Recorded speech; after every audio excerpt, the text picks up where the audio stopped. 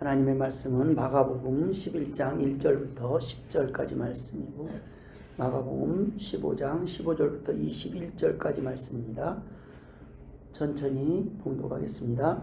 그들이 예루살렘에 가까이 와서 감난산 벳파게와 베다니에 이르렀을 때에 예수께서 제자 중 둘을 보내시며 이르시되 너희는 맞은편 마을로 가라. 그리로 들어가면 곧 아직 아무도 타보지 않은 나귀 새끼가 메어 있는 것을 보리니 풀어 끌고 오라. 만일 누가 너희에게 왜 이렇게 하느냐 묻거든 주가 쓰시겠다 하라. 그리하면 즉시 이리로 보내리라 하시니 제자들이 가서 본즉 나귀 새끼가 문 앞 거리에 메어 있는지라. 그것을 푸니 거기 서 있는 사람 중 어떤 이들이 이르되 나귀 새끼를 풀어 무엇하려느냐 하매 제자들이 예수께서 이르신 대로 말하는데 이에 허락하는지라. 나귀 새끼를 예수께로 끌고 와서 자기들의 겉옷을 그 위에 얹어 놓음에 예수께서 타시니 많은 사람들은 자기들의 겉옷을 또 다른 이들은 들에서 벤 나뭇가지를 길에 펴며 앞에서 가고 뒤에서 따르는 자들이 소리 지르되 호산나 찬송하리로다. 주의 이름으로 오시는 이여 찬송하리로다. 오는 우리 조상 다윗의 나라여 가장 높은 곳에서 호산나 하더라. 빌라도가 무리에게 만족을 주고자 하여 바라바는 놓아주고 예수는 채찍질하고 십자가에 못 박히게 넘겨주니라. 군인들이 예수를 끌고 브라도리온이라는 뜰 안으로 들어가서 온 군대를 모으고 예수에게 자색옷을 입히고 가시관을 엮어 씌우고 격려하여 이르되 유대인의 왕이여 평안할지어다 하고 갈대로 그의 머리를 치며 침을 뱉으며 꿇어 절하더라. 희롱을 다한 후 자색옷을 벗기고 도로 그의 옷을 입히고 십자가에 못 박으려고 끌고 나가니라. 마침 알렉산더와 루포의 아버지인 구레네 사람 시몬이 시골로부터 와서 지나가는데 그들이 그를 억지로 같이 가게 하여 예수의 십자가를 지우고. 아멘. 할렐루야. 오늘도 주님의 말씀, 주님의 음성을 듣는 귀한 시간 되기를 주의 이름으로 축원합니다. 오늘은 종려주일입니다. 2000년 전 바로 오늘은 예루살렘은 축제 분위기였습니다. 수많은 인파가 겉옷을 길에 펴고 종려나무 가지를 흔들며 호산나 찬송하리로다. 주의 이름으로 오시는 이여라고 외칩니다. 호산나는 지금 우리를 구원하소서라는 간절한 부르짖음입니다. 그런데 안타깝게도 이 뜨거웠던 환호는 불과 며칠 만에 그를 십자가에 못 박으소서라는 싸늘한 분노로 변하고 맙니다. 종려주일에 호산나를 외치며 겉옷을 펴던 무리들은 불과 며칠 뒤에 그를 십자가에 못 박으라고 외치는 군중들이 되어버리고 맙니다. 왜 그랬습니까? 그들이 원했던 메시아는 자신들의 경제적, 정치적 갈망을 채워줄 해결사였기 때문입니다. 내 문제를 해결해 주기 위해서 메시아가 오기를 원했어요.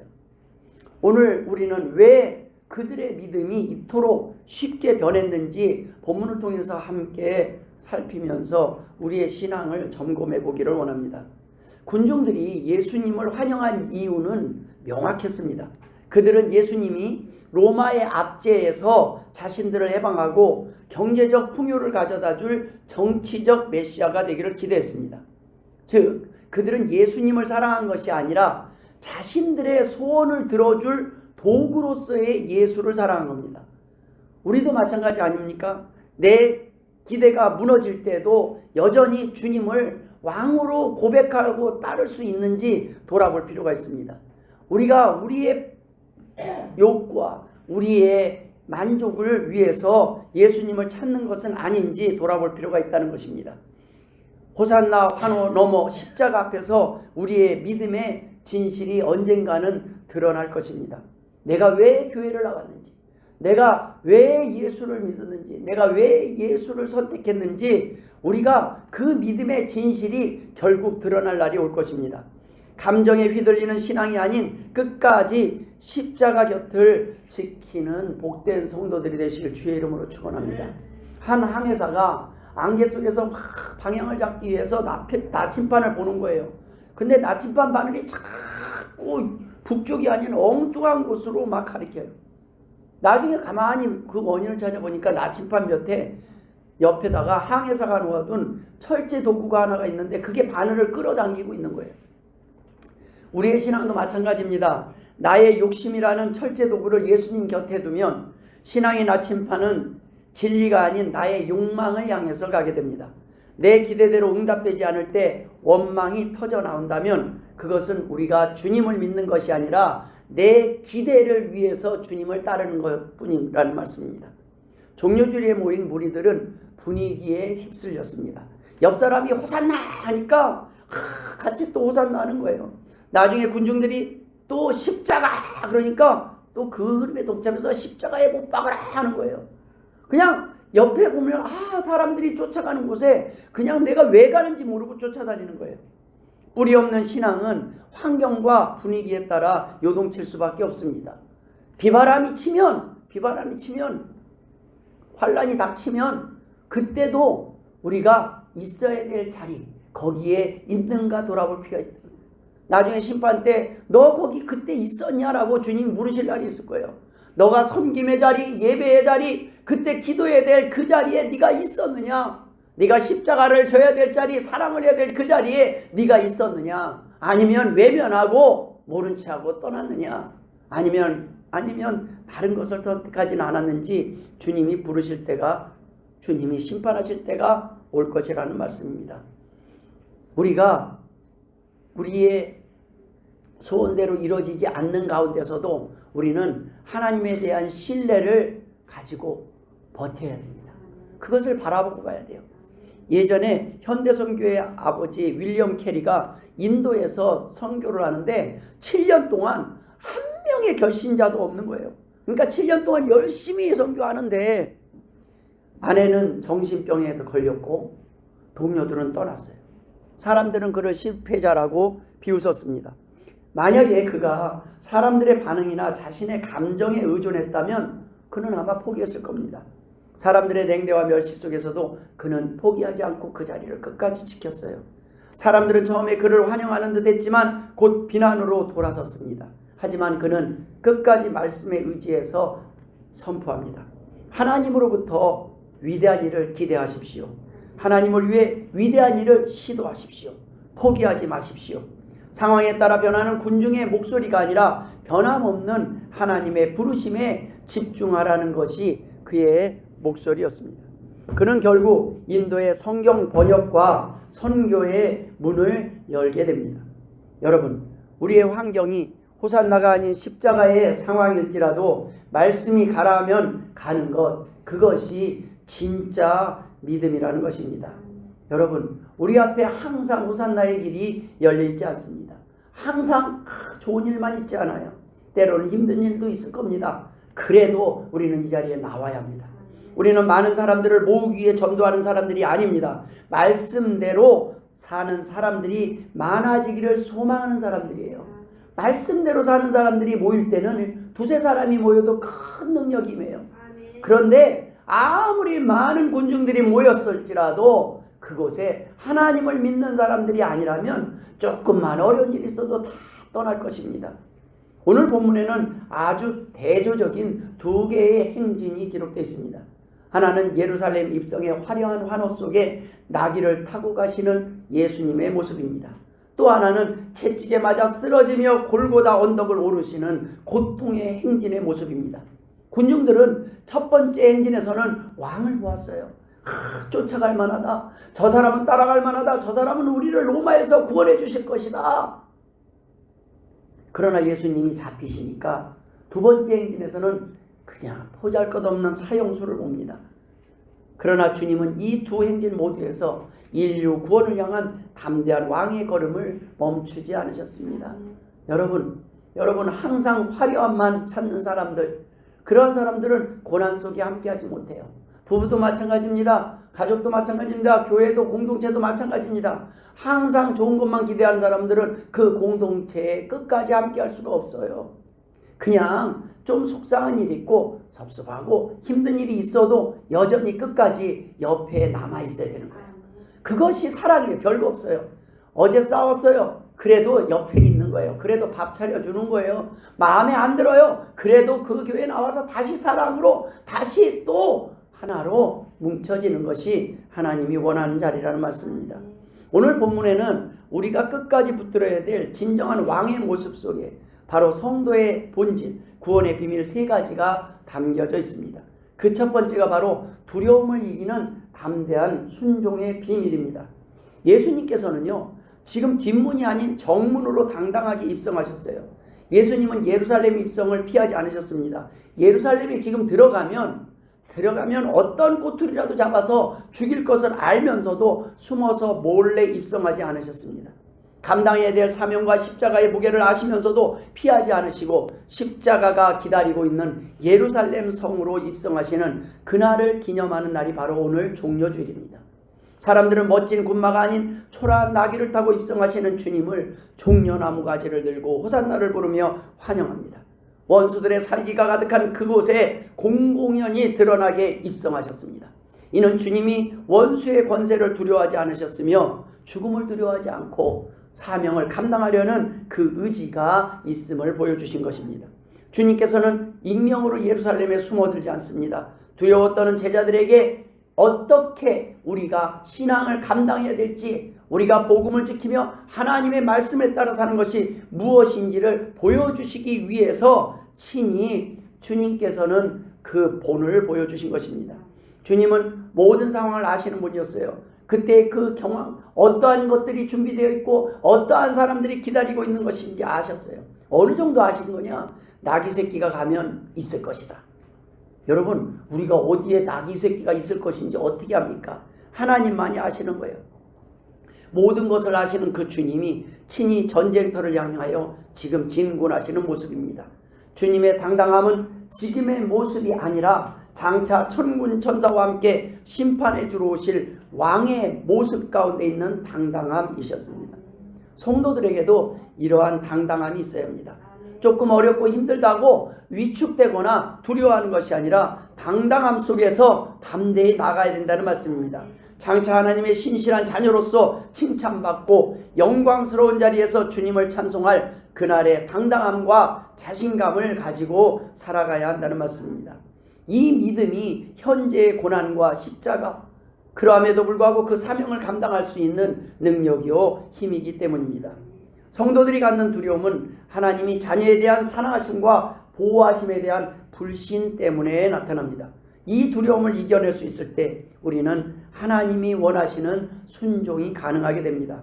고난을 당할까 봐 두려워하는 마음, 가난해질까 봐 두려워하는 마음, 이러다가 병이 들까 하는 두려운 마음들, 이 모든 부정적 미래에 대한 두려움은 하나님의 보호하심에 대한 불신이 원인이라는 거예요. 아, 이러면 망하지 않을까? 내가 예수 믿으면 손해보지 않을까? 내가 예수 믿다가 예수 쫓아다가 예수 믿는다고 소리쳤다가 총살당하지 않을까? 지금 중동의 전향 이란에 전쟁이 일어났어요. 수만 명이 죽은 게 아니라 수십만 명이 예수님을 선택했다가 죽었어요. 하나님이 지금 힘이 없어서 기다리시는 거 아니에요. 그 순교한 사람들은 다 천국에 있음을 믿으시길 바랍니다. 우리 대한민국에서는요, 순교 못해요. 그러나 그곳에서는요, 예수 믿으려면, 지금도 이 전 세계에 예수 믿으면요, 죽을 각오하고 예수를 선택해야 되는 나라가 아직도 많아요, 선교지가. 여러분, 우리는 지금 죽음하고 바꾸는 예배를 드리는 게 아니에요. 우리는요, 그냥 조금 불편하고 조금 편하고 그냥 조금만 불편해도 조금만 손해돼도 우리는 하나님과의 약속, 이 예배 시간을 선택하지 않을 때가 있어요. 여러분, 예배는 하나님과의 선약입니다. 하나님과 먼저 약속되어 있는 거예요. 다른 사람이 뭐라고 하면 나 약속돼 있어. 하나님과 약속돼 있어. 그럴 때는 그것을, 그 약속을 지키려면 때로는 손해도 있을 것입니다. 때로는 아픔도 있을 수 있어요. 불편함도 있을 수 있어요. 그럼에도 불구하고 이 자리에 나오는 것은 하나님의 은혜입니다. 하나님이 우리에게 믿음을 주셨을 때, 하나님이 우리를 도와주셨을 때만 가능한 거예요. 주님이 감당하셔야 될 사명을 하나님께서 모르셨던 것이 아닙니다. 그러나 하나님은 지금 인류를 위해 대신에 죽으실 어린 양을 보내신 것이, 이 백성들을, 이스라엘 백성들을 로마의 황제에서 구원할 왕을 보내신 게 아니에요. 이스라엘 백성들의 죄를 대신해서 죽을 어린 양으로 보내주셨기 때문에 그 사명을 감당한 동안은 하나님은 침묵하시고 계셨어요. 때때로는 하나님은 우리에게 영광된 상을 위하여 우리에게 침묵하고 계실 때가 있어요. 옳은 일을 하고 좋은 동기를 가지고 시작했음에도 불구하고 방해거리가 생기고 힘든 일이 생길 수가 있다는 말씀입니다.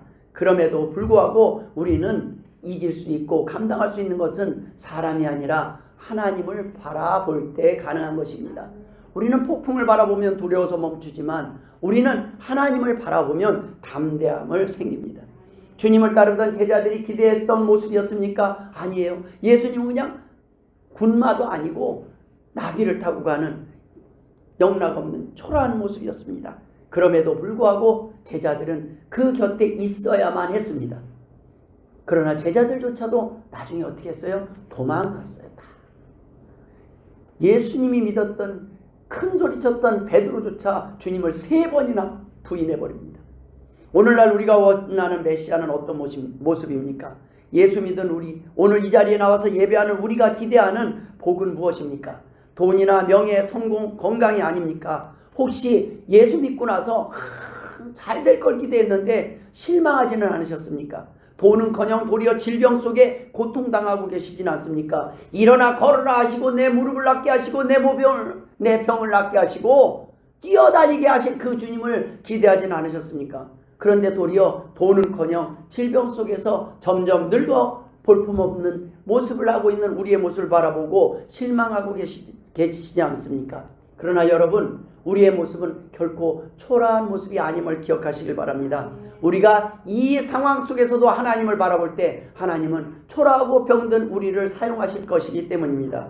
이럴 때 우리는 하나님이 나를 버리신 것은 아닐까? 정말 계실까? 하고 의심하고 흔들릴 때가 있습니다. 그렇지만 여러분, 아닙니다. 주님께서는 버리신 것이 아니라 우리에게 더 귀하고 좋은 것을 주시기 위해 때로는 침묵하시고 고난 가운데 풍랑한 가운데 우리를 내버려 두실 때가 있기 때문입니다. 어린아이가 날카롭고 번쩍이는 가위가 갖고 싶어서 막 울며 부모에게 때를 씁니다. 아이 눈에는 그것이 멋진 장난감처럼 보이기 때문입니다. 그러나 부모는 절대 가위를 주지 않습니다. 아이는 아버지가 나쁘다고 소리 지르며 울어보지만 아버지는 아이를 사랑하기 때문에 거절하는 것입니다. 이스라엘 백성들은 그들이 로마를 물리칠 칼을 원했지만 하나님은 죄를 대신할 십자가를 주셨습니다. 당장은 거절을 당한 것 같아도 하나님의 지금의 거절은 더 큰 사랑의 표현임을 믿으시길 주의 이름으로 축원드립니다. 우리는 때로 고난이 오면 하나님이 나를 버리셨다고 생각합니다. 아이가 날카로운 가위를 달라고 올 때 아버지가 거절하는 것은 사랑임에도 불구하고 주님은 우리에게 당장의 안락함 대신 영원한 생명을 주시기 위해 고난의 예루살렘으로 담대히 들어가십니다. 여러분, 성 어거스틴의 어머니 모니카가 어떤 기도를 한지 아십니까? 아들 어거스틴이 그냥 방탕한 생활을 계속하니까 계속 마음에 안 드는 그 모습을 보고 하나님, 그 방탕한 생활을 청산하기를 바랍니다. 그런데 이 아들은 자꾸 로마로 가려고 그러는 거예요. 오늘 아침은 서울로. 유혹이 많은 로마로 떠나지 못하게 해달라고 막 눈물로 매일 기도를 해요. 그런데 어거스틴은 어머니를 따돌리고 로마로 떠나버립니다. 모니카는 하나님이 기도를 들어주시지 않으셨다며 절망했습니다. 그러나 어거스틴은 바로 그 로마에서 암브로시우스 주교를 만나서 회심하게 됩니다. 하나님은 모니카의 방법은 거절하셨지만 그 목적은 더 완벽하게 이루어 주셨습니다. 우리의 방법과 지혜는 항상 부족해요. 그러나 하나님의 방법은 완전함을 믿으시길 바랍니다. 하나님께서 우리가 기도하는 그 동기를 아시고 하나님은 옳은 목적지로 인도하실 것입니다. 어거스틴이 타락할까봐 막아달라는 그 모니카의 기도는 거절당하는 듯 보였지만 결국에는 하나님은 그 로마에서 어거스틴을 변화시킵니다. 여러분, 주님이 고난의 성 예루살렘으로 들어간 것은 우리의 기대를 넘어선 하나님의 완벽한 더 깊은 구원의 계획이 있었음을 믿으시길 바랍니다. 두 번째 비밀이 있습니다. 낮은 곳에 임하는 겸손의 비밀입니다. 오늘 본문에 보면은 낮은 곳에 임하는 겸손한 왕의 모습을 볼 수 있어요. 예수님의 승리는 외관상 참으로 초라해 보입니다. 왕이신 그분이 군마가 아닌 아무도 타보지 않아 길들여지지도 않은 우둔한 어린 나귀 새끼를 타셨습니다. 안장도 없어 혓옷을 깔아야 됐고 그 나귀조차 빌린 것이었습니다. 이 세상의 정복자들과 전혀 다른 겸손의 왕의 모습입니다. 주님은 힘으로 굴복시키시는 분이 아니라 낮아짐으로 우리를 섬기러 오셨습니다. 아무것도 부족할 것 없는 왕이 나귀를 타고 입성하시는 그 모습을 보면 참으로 진정한 겸손한 모습을 찾을 수가 있습니다. 여러분, 겸손은 없는 자가 아닌 가진 자만 보여줄 수 있는 것이 믿음의 열매입니다. 우리의 삶을 돌아보십시오.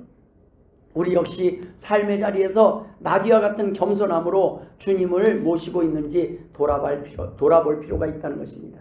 주님께서는 평생 빌린 것들과 함께 하셨어요. 배도 빌리셨어요. 다락방도 빌리셨어요. 나귀도 빌리셨어요. 심지어 마지막에는요, 무덤까지 빌리셨어요. 주님은 이 땅에서 주님의 위대한 사역을 위해서 그 모든 것들을 다 빌려서 쓰셨어요. 주님께 없었어요. 하나님께서는 그러나 주님의 사역을 위해 필요한 나귀도 예비하시고 배도 예비하시고 심지어 무덤까지도 예비하신 줄 믿으시길 주의 이름으로 축원드립니다. 이 생에 우리에게 주신 모든 것은 하나님께서 우리에게 빌려주신 것입니다. 하나님의 영광을 위하여 사명을 위하여 쓰라고 빌려주신 것입니다. 우리의 건강도 시간도 돈도 모든 것도 하나님은 하나님을 위해 쓰라고 빌려주신 거예요. 우리 것이 없는 것입니다. 예수님은 나귀 새끼를 불러오게 하시며 주인이 물을 때 주가 쓰시겠다고 답하게 하셨습니다. 이름 없는 나귀 주인은 그 말씀 한마디에 소중한 재산을 내어놓습니다. 오늘날 주님께서는 대단한 영웅을 찾으시는 것이 아닙니다. 주님의 필요 앞에 기꺼이 예라고 대답하는 평범한 한 사람의 헌신을 통해서 일하신다는 말씀입니다. 그저 주님이 쓰신다고 그럴 때 예 쓰십시오. 아유 왜요? 왜요? 돈은 가져오셨어요? 이게 뭔데요? 이게 얼마나 귀한 건지 아세요? 이런 걸 따는 게 아니라 주님이 달라시면 그저 예하시기 바랍니다. 주님이 오라 하시면 예하시기 바랍니다. 주님이 우리를 쓰겠다고 할 때는 이유가 없어요. 그냥 네요. 저 지금 불편한데요, 아픈데요, 힘든데요가 아니라 불편한데도 쓰시겠다고요? 저는 보잘것없는 낙인데도 쓰시겠다고요? 저는 가진 것이 마지막 한 끼 먹고 죽을 한 끼 식사밖에 없는데 이것도 쓰시겠다고요? 저는 늙고 병든 몸뚱아리뿐인데 이것도 쓰시겠다고요, 주님? 그런데 주님 이해하겠습니다. 주님 필요하시면 사용하여 주시옵소서. 유명한 바이올린의 거장 파가니니가 연주회를 하는 중에 갑자기 바이올린 줄이 하나씩 끊어지는 거예요. 마지막에 딱 한 줄만 남았는데 그 즉석에서 그 한 줄 가지고 연주를 하기 시작해요. 여러분, 중요한 것은 바이올린의 상태가 아니에요. 누가 연주하냐는 겁니다. 여러분, 하나님이 우리를 쓰시기 시작하면 한 줄만 남아도 됩니다. 늙고 병들어도 됩니다. 돈이 없어도 가난한 과부의 두 랩돈으로도 충분합니다.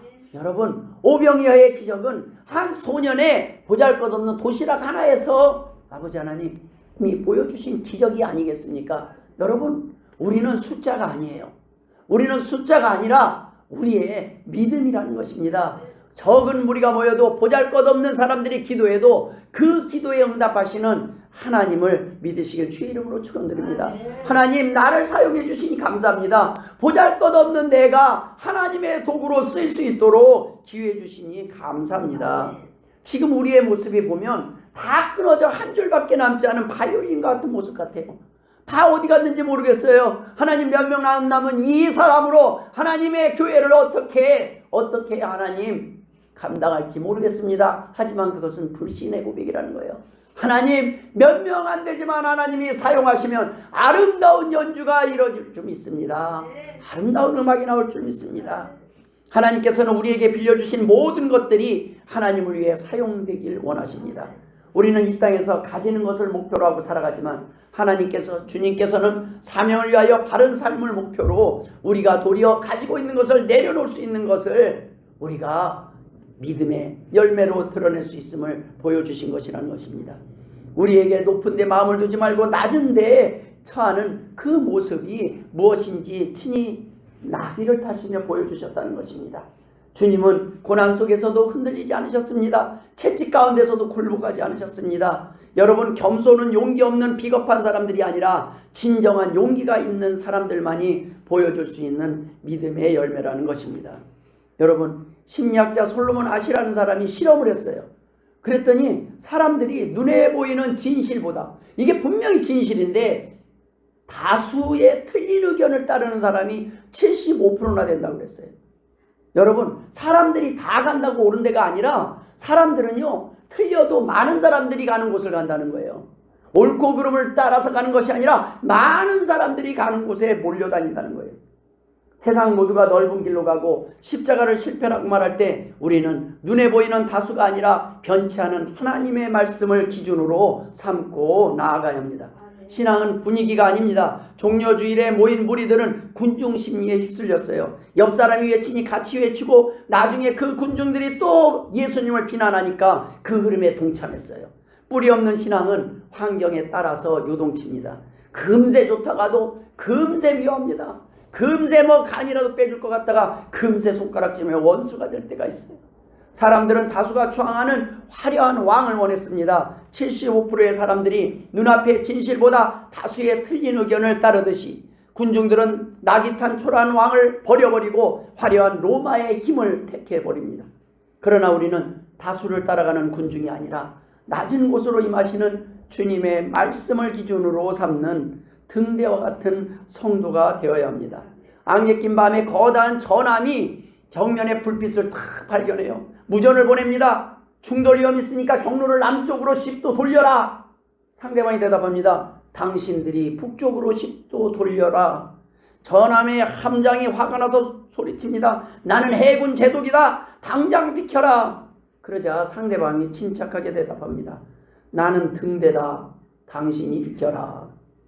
여러분, 오늘 본문의 주님은 움직이지 않는 등대처럼 항상 그 자리에 계십니다. 우리가 그분께 맞춰서 우리의 삶의 방향을 돌려야 됩니다. 근데 우리는 자꾸 주님 보고 바꿔달라고 그래요. 주님 이 사람도 치워주시고, 주님 이것도 치워주시고, 하나님 이 십자가도 힘드니까 치워주시고, 이놈도 제거해주시고, 저 사람도 제거해주시고. 우리는 나를 위한 하나님만 기대합니다. 내가 하나님을 위한 도구가 되는 것을 생각하지 못합니다. 내 감정과 고집은 전함처럼 지금 기세등등할지 모르지만 하나님의 말씀은 움직이지 않는 등대라는 것입니다. 우리가 바뀌어야지 등대를 옮길 수는 없습니다. 여러분, 인간의 교만은 등대를 향해 비켜라고 소리칩니다. 하나님 앞에 바꿔달라고 소리칩니다. 교만 뒤에 어리석은 인간들은 하나님께 오늘도 소리칩니다. 하나님, 나한테 맞춰 주십시오. 내가 원하는 가위를 주시고 뱀도 주시고 돈도 주세요. 그렇지 않으면 나는 하나님을 떠날 겁니다. 다음 주부터 교회 안 나올 겁니다. 다음 주부터 나는 이걸 안 할 겁니다. 나는 포기할 겁니다. 사명이고 뭐고 필요 없습니다. 하나님을 협박합니다. 그러나 주님은 오늘도 우리에게 말씀하십니다. 내가 포기하면 안 되겠니? 내가 맞추면 안 되겠니? 내가 하나님의 나라와 그 의를 먼저 구해봐라. 너를 향한 내 뜻은 높은 곳에 있지 않고 낮은 곳에 있단다. 성 프란치스코가 제자들과 함께 길을 가는데 사람들이 프란치스코를 향하여 막 환호하면서 존경을 합니다. 그때 그가 타고 있던 나귀가 우쭐대며 고개를 높이 듭니다. 그러자 프란치스코가 나귀에게 조용히 속삭입니다. 사람들이 지금 환호하는 것은 내 위에 계신 주님 때문이지 결코 너 때문이 아니란다. 프란치스코는 주제 파악을 하고 있었어요. 사람들이 지금 막 박수를 치는 것은 지금 너 때문이 아니라는 거예요. 지금 제가 여기서 설교를 열심히 잘하고 또 뭐 찬양이 노래하면 하나님이 막 사람들이 은혜 받았습니다. 은혜 받았습니다. 착각하지 말라는 거예요. 네가 설교 잘해서가 아니라는 거예요. 내가 전하는 그 말씀의 능력이 있기 때문에 사람들은 박수치고 눈물을 흘리며 하나님 앞에 엎드리는 것이라는 거예요. 성 프란치스코는 그것을 잊지 않았어요. 나는 도구일 뿐이라는 걸 아는 거예요. 지금 내 뒤에 계신 하나님을 바라보고 그 하나님의 말씀의 능력이 위대한 거지 그것을 전하는 사람은 아무것도 아니라는 거예요. 내 안에 담겨있는 것이 무엇이냐는 거예요. 여러분, 개밥그릇 같은 데라도 금두꺼비 2-3개만 넣어가지고 주면은요 아마 얼마나 귀하겠습니까? 우리는 개밥그릇과 같은 존재예요. 그런데 그 안에 금두꺼비가 있으면 얼마나 그걸 받는 사람들이 입이 찢어지겠어요. 얼마나 고마워하겠어요. 그 모습을 보고 교만하지 않기를 주의 이름으로 축원합니다. 여러분, 우리가 모시는 주님, 우리는 주님을 모시는 나귀일 뿐입니다. 우리가 받는 영광은 모두 주님의 것입니다. 감정의 파도는 매일 변합니다. 그러나 하나님의 말씀은 어제나 오늘이나 영원토록 동일합니다. 기분이 좋을 때만 믿는 신앙이 아니라, 기분이 좋을 때만 하나님 앞에 나와서 드리는 예배가 아니라, 감정이 메말랐을 때도, 우리가 힘들 때도, 아플 때에도 하나님 앞에 나와서 말씀의 등대를 바라보고 길을 잃지 않는 성도가 되시길 주의 이름으로 축원합니다. 마지막으로 수치와 고난을 대신 감당하신 사랑의 비밀이 있습니다. 빌라도는 군중을 만족시키기 위하여 무지한 예수님을 채찍질하고 넘겨줍니다. 로마 군병들은 가시 면류관을 씌우고 갈대로 머리를 치고 침을 뱉고 무릎을 꿇어 절하는 신용을 하며 주님을 조롱합니다. 십자가는 가장 고통스럽고 부끄러우며 저주받은 죽음의 상징입니다. 그것을 원래 우리가 받아야 되는 거였어요. 원래 우리가 받아요.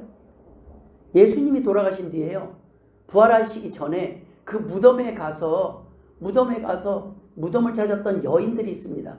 근데 그 여인들이 거기서 처음에 흘렸던 눈물은 어떤 눈물인지 아십니까? 아직 부활하신 예수님을 못 만났잖아요. 절망의 눈물이에요. 그냥 우리 예수님 참 좋은 분이셨는데, 아유 그분이 돌아가셨네, 그분이 아프네, 그분이 마음이 아프네. 그냥 내 사랑했던 사람들, 우리 부모, 자식, 가족들이 죽은 뒤에 그 섭섭함과 아쉬움을 가지고 흘렸던 그러한 눈물이었어요. 그런데요, 부활하신 예수님을 만나고 나서, 만나고 나서 지금 이제는 그 부활한 예수님을 기념하는 이 부활절 전에 우리가 흘리는 눈물은 부활을 기대하고 부활을 믿는 믿음의 눈물입니다. 너무너무 좋아서 이제는 다시 부활할 걸 생각하니까 너무너무 감사해서 흘리는 눈물이어야 된다는 말씀입니다. 여러분, 이 땅에서 우리가 살아가는 동안 하나님께서는 우리에게 주시는 많은 고통과 십자가를 통해서 하나님의 역사를 증명하실 때가 있습니다. 여러분, 부모는 자식의 수치를 대신 짊어집니다. 그것이 부모의 사랑입니다. 부모가 자식의 그 수치를, 자식이 잘못하면 그 수치를 대신하는 목적이 무엇입니까? 딱 한 가지예요. 야, 수치는 내가 감당할 테니까 너는 깨끗하게 흠없이 당당하게 살아가라는 것 아니겠습니까? 너는 이 땅에 살아갈 때 손가락질 받지 않고 당당하게 살았으면 좋겠다는 것이 부모의 마음 아니겠습니까? 예수님의 사랑은 수치를 대신 감당하시는 거였습니다. 대신 욕먹고, 대신 책임을 지고, 대신 서로의 연약한 짐은 다 내가 지고 갈 테니까 너는 행복해라. 자신들을 구원하기 위해 오신 그 예수님을 조롱하는 무리들 향해서 예수님은 어떻게 말씀하십니까? 아버지여, 저들을 사하여 주옵소서. 자기들이 하는 것을 알지 못합니다.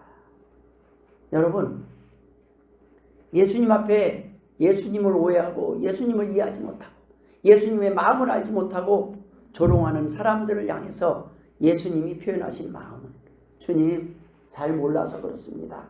잘 몰라서 그렇습니다. 언젠가는 알 날이 올 것입니다. 언젠가는 깨달을 날이 올 것입니다. 주님은 그 마지막까지도 사랑을 고백하신 것입니다. 많은 사람들이 잘 나갈 때만 옆에 있어요. 원하는 것을 줄 때 곁에 모여듭니다. 하지만 힘들 때, 도움이 필요할 때는 떠나가고 없어요. 진정한 믿음, 진정한 사랑은 힘들 때, 어려울 때 드러나는 것입니다. 주님의 사랑은 십자가를 통해서 증명하셨어요. 누군가 나를 아프게 하고 힘들게 하고 마음에 안 들고 내 마음에 안 드는 그러한 상황들, 그러한 행동들을 할 때, 그러한 말들을 할 때, 그때 우리가 사랑을 증명하는 것은 그래도 그 옆에 있는 것입니다. 그래도 사랑하는 것입니다. 그래도 끝까지 참고 견디는 것이 사랑 아니겠습니까? 그것이 오늘날 우리에게 주신 사명입니다. 그러나 우리는 그것조차도 힘들다고 그래요. 손에 못을 박는 정도 아픈 것도 아닌데 그냥 힘들고 아파요. 여러분, 우리의 믿음도 마찬가지입니다. 고난 속에서 하나님은 우리의 믿음을 증명하게 하실 것입니다. 십자가를 통해서 때로 우리의 믿음이 어느 정도의 가치가 있는지 증명하실 것이라는 말씀입니다. 환난 중에도 끝까지 주님 곁을 지키시길 주의 이름으로 축원드립니다. 나폴레옹이 전쟁 중에 전사한 한 장교의 시신 곁을 지나갑니다. 그런데 그 주변에 다 시신들만 남아있는데 그 장교 옆에 떠나지 않고 슬프게 울부짖으며 자리를 지키고 있었던 개 한 마리가 있었어요. 나폴레옹이 그걸 보면서 탄식하며 이렇게 말합니다. 수많은 부하가 나를 찬양하며 따랐지만 정작 내가 패배했을 때 내 곁을 지킨 이는 드물었다. 그러나 이 개는 죽은 주인 곁을 끝까지 지키고 있구나. 여러분, 우리는 예수님이 영광 받으실 때만 곁에 있는지 돌아봐야 됩니다.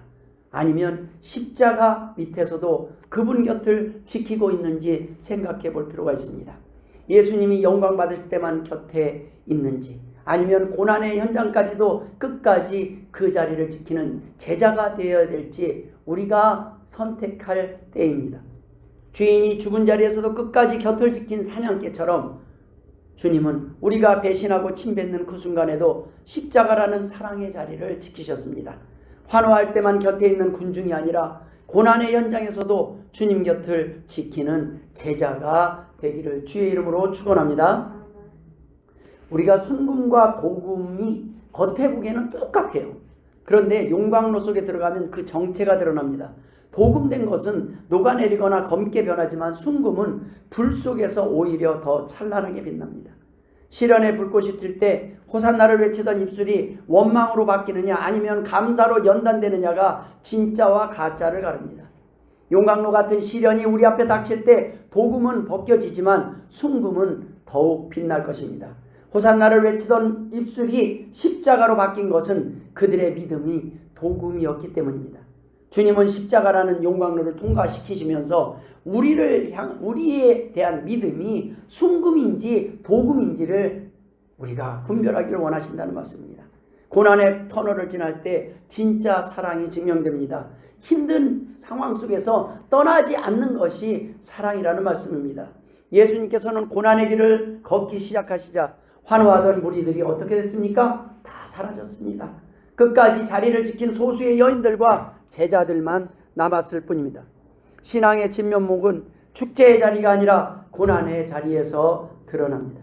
주님은 우리가 형통할 때뿐만 아니라 이해할 수 없는 고난 속에서 여전히 그분을 나의 왕으로 고백하기를 원하십니다. 하나님께서 우리에게 오늘도 원하는 그 고백이 무엇인지 우리가 생각해 볼 필요가 있습니다.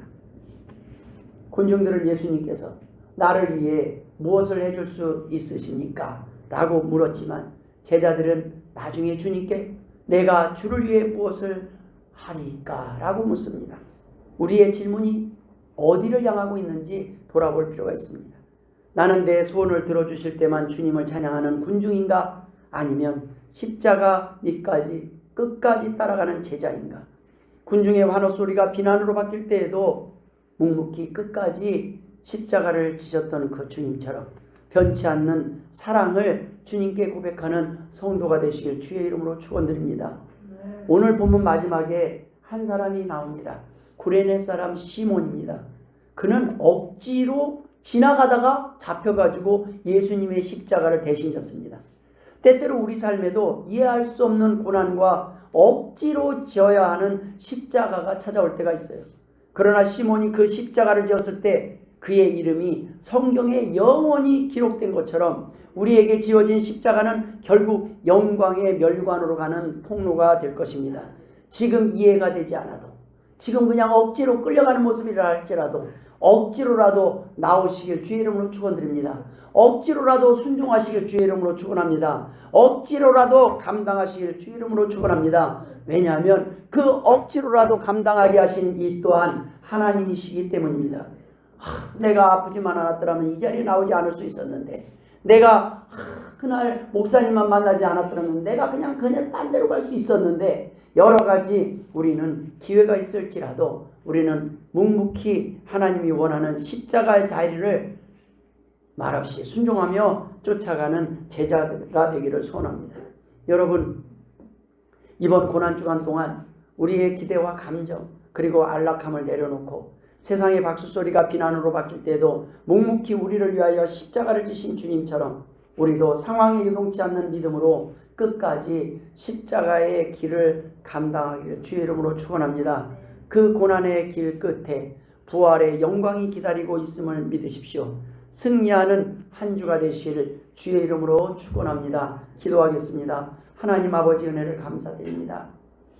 하나님 호산나만 외치는 자가 아니라 십자가도 감당케 하여 주옵소서. 아버지 하나님 편안함만 추구하는 우리들이 아니라 하나님이 원하는 사람이 되게 하여 주옵소서. 감사하며 예수님의 이름으로 기도드리옵나이다. 아멘.